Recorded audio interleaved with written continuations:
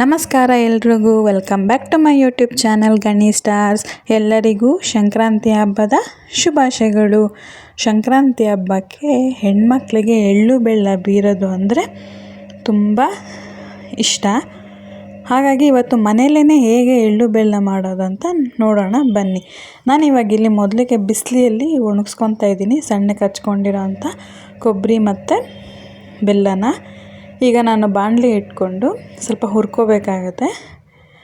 ಕಡಲೆಪಪ್ಪನ್ನ ನಾನಿಲ್ಲಿ ಸುಮ್ಮನೆ ಬೆಚ್ಚಗೆ ಮಾಡ್ಕೊತಾ ಇದ್ದೀನಿ, ಜಾಸ್ತಿ ಫ್ರೈ ಮಾಡ್ಕೊಳ್ಳಲ್ಲ.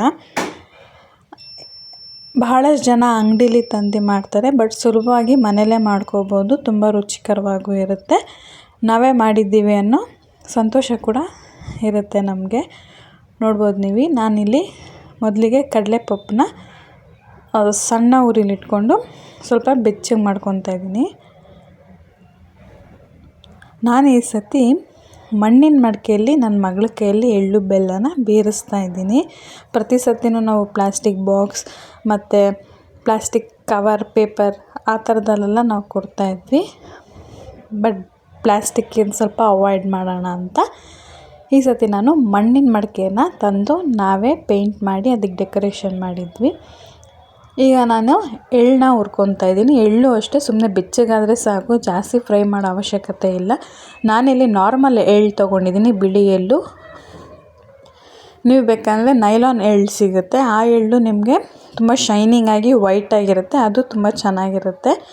ನಾನಿಲ್ಲಿ ನಾರ್ಮಲ್ ಎಳ್ಳು ತೊಗೊಂಡಿದ್ದೀನಿ. ನಾನಿಲ್ಲಿ ಎಲ್ಲ ಒಂದು ಕಾಲು ಕೆ ಜಿ ಅಳತೆಗೆ ಮಾಡ್ಕೊತಾ ಇದ್ದೀನಿ.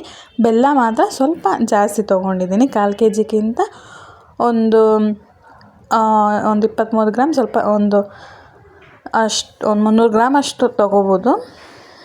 ಈಗ ಎಳ್ಳು ಬೆಚ್ಚಗಾಯಿತು. ಈಗ ನಾನಿಲ್ಲಿ ಕಡಲೆ ಬೀಜ 1/4 ಕೆ ಜಿ ಹಾಕ್ಕೊಂಡು ಚೆನ್ನಾಗಿ ಹುರ್ಕೊಳ್ಳಿ, ಫ್ರೈ ಮಾಡ್ಕೊಳ್ಳಿ. ಅದು ಸಿಪ್ಪೆ ಎಲ್ಲ ಬಿಟ್ಕೋಬೇಕು. ಅಲ್ಲಿಗಂಟ ನೀವು ಕಡಲೆ ಬೀಜನ ಹುರ್ಕೋಬೇಕಾಗುತ್ತೆ. ಕಡಲೆಪಪ್ಪು ಮತ್ತು ಎಳ್ಳನ್ನು ನಾವು ಸುಮ್ಮನೆ ಬೆಚ್ಚಗೆ ಮಾಡ್ಕೊಂಡಿದ್ವಿ, ಬಟ್ ಕಡಲೆ ಬೀಜನ ಆದಷ್ಟು ಫ್ರೈ ಮಾಡ್ಕೊಳ್ಳಿ. ಆ ಸಿಪ್ಪೆ ಎಲ್ಲ ಬಿಟ್ಟು ಬರಬೇಕು, ಬಿಡೋವರೆಗೂ ಚೆನ್ನಾಗಿ ಫ್ರೈ ಮಾಡ್ಕೊಳ್ಳಿ. ನೀವೆಲ್ಲ ಹೇಗೆ ಸಂಕ್ರಾಂತಿ ಹಬ್ಬ ಸೆಲೆಬ್ರೇಟ್ ಮಾಡ್ತೀರಾ ಅಂತ ಕಮೆಂಟ್ ಬಾಕ್ಸಲ್ಲಿ ತಿಳಿಸಿ. ವರ್ಷದ ಮೊದಲನೇ ಹಬ್ಬ ಸಂಕ್ರಾಂತಿ ಹಬ್ಬ ಬರ್ತಿದೆ. ಹುಗ್ಗಿ ಹಬ್ಬ, ಸುಗ್ಗಿ ಹಬ್ಬ,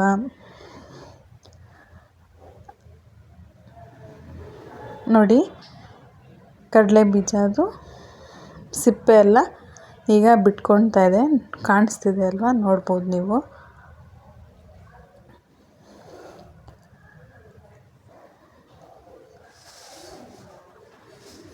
ಮಕರ ಸಂಕ್ರಾಂತಿ ಅದು ಈ ಸತಿ 14th 15th ಅಂತ ಬಹಳಷ್ಟು ಜನಕ್ಕೆ ಕನ್ಫ್ಯೂಷನ್ ಇದೆ ಸೆಲೆಬ್ರೇಷನ್ ಮಾಡೋದು. 14th ಏಕಾದಶಿ ಆದದ್ರಿಂದ ಅವತ್ತು ಹಬ್ಬ ಮಾಡ್ತಿಲ್ಲ. ಹಾಗಾಗಿ 15ನೇ ತಾರೀಕು ಗುರುವಾರ ತಂದು ನಾವು ಸಂಕ್ರಾಂತಿ ಹಬ್ಬನ ಆಚರಿಸ್ತಾ ಇದ್ದೀವಿ.